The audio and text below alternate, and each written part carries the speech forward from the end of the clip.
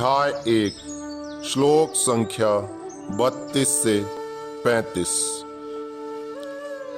किं नो राज्येन गोविंद किं भोगैर्जीवितेन वा येषामर्थे काङ्क्षितं नो राज्यं भोगः सुखानि च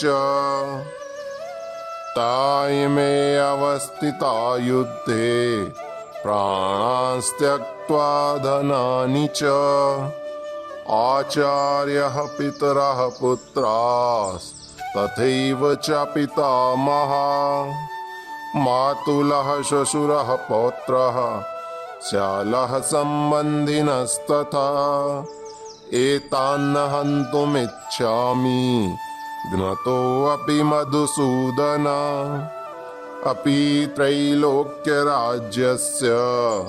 हेतोः किं नो मही कृते निहत्य धार्तराष्ट्रान्नः का प्रीतिः स्यात् जनार्दन।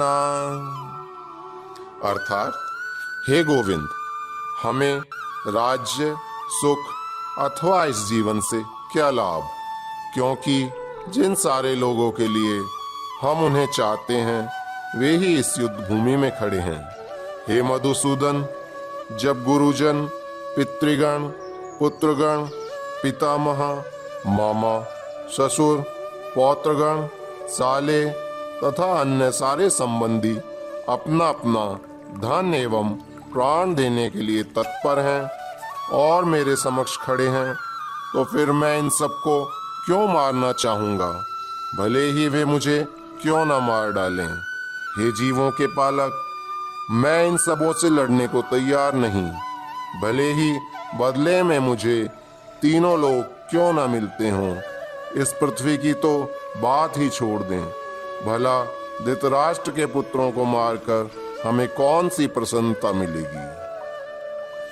तात्पर्य: अर्जुन ने भगवान कृष्ण को गोविंद कहकर संबोधित किया, क्योंकि वे गोमों तथा इंद्रियों की समस्त प्रसन्नता के विषय हैं। इस विशेष शब्द का प्रयोग करके अर्जुन संकेत करते हैं कि कृष्ण यह समझें कि अर्जुन की इंद्रियां कैसे तृप्त होंगी, किंतु गोविंद हमारी इंद्रियों को तुष्ट करने के लिए नहीं है। हाँ, यदि हम गोविंद की इंद्रियों को तुष्ट करने का प्रयास करते हैं तो हमारी इंद्रियां स्वतः तुष्ट होती हैं। भौतिक दृष्टि से प्रत्येक व्यक्ति अपनी इंद्रियों को तुष्ट करना चाहता है और चाहता है कि ईश्वर उनके आज्ञापालक की तरह काम करें, किंतु ईश्वर उनकी तृप्ति वहीं तक करते हैं जितनी के वे पात्र होते हैं, उस हद तक नहीं जितना वे चाहते हैं। अपितु जब कोई इसके विपरीत मार्ग ग्रहण करता है, अर्थात जब वह अपनी इंद्रियों की तुष्टि की चिंता न करके गोविंद की इंद्रियों की तुष्टि करने का प्रयास करता है, तो गोविंद की कृपा से जीव की सारी इच्छाएं पूरी हो जाती हैं। यहाँ पर जाति तथा कुटुंबियों के प्रति अर्जुन का प्रगाढ़ स्नेह आंशिक रूप से इन सब के प्रति उसकी स्वाभाविक करुणा के कारण है। अतः वह युद्ध करने के लिए तैयार नहीं है। हर व्यक्ति अपने वैभव का प्रदर्शन अपने मित्रों तथा परिजनों के समक्ष करना चाहता है, किंतु अर्जुन को भय है कि उसके सारे मित्र तथा परिजन युद्ध भूमि में मारे जाएंगे और वह विजय के पश्चात उनके साथ अपने वैभव का उपयोग नहीं कर सकेगा। भौतिक जीवन का यह सामान्य लेखा जोखा है, किंतु आध्यात्मिक जीवन इससे सर्वथा भिन्न होता है। चूंकि भक्त भगवान की इच्छाओं की पूर्ति करना चाहता है, अतः भगवद इच्छा होने पर वह भगवान की सेवा के लिए सारे ऐश्वर्य स्वीकार कर सकता है, किंतु यदि भगवद इच्छा न हो तो वह एक पैसा भी ग्रहण नहीं करता।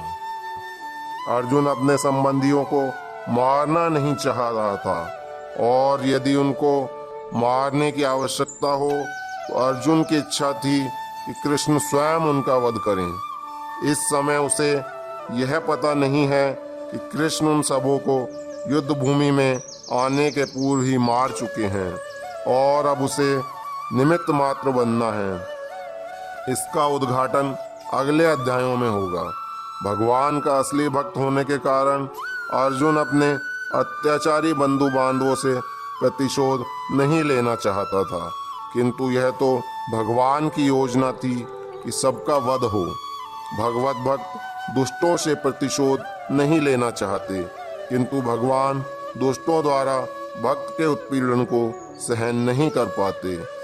भगवान किसी व्यक्ति को अपनी इच्छा से क्षमा कर सकते हैं, किंतु यदि कोई उनके भक्तों को हानि पहुंचाता है तो वे उसे क्षमा नहीं करते। इसलिए भगवान इन दुराचारियों का वध करने के लिए उद्यत थे।